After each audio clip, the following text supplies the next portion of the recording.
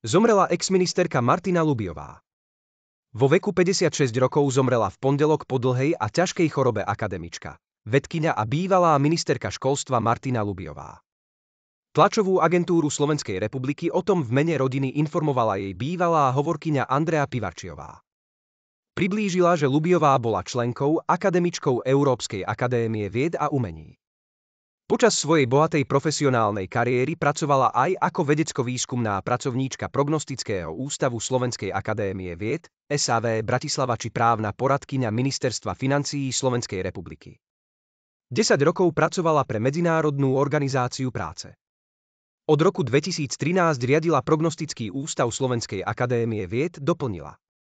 Neskôr pôsobila ako šéfka rezortu školstva a tiež v predsedníctve SAV. Venovala sa pedagogickej aj publikačnej činnosti. Bola dcérou známeho fyzika a bývalého dlhoročného predsedu SAV Štefana Lubyho.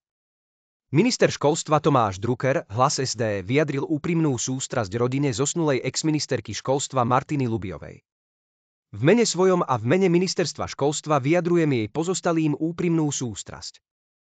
Česť jej pamiatke, uviedol Drucker.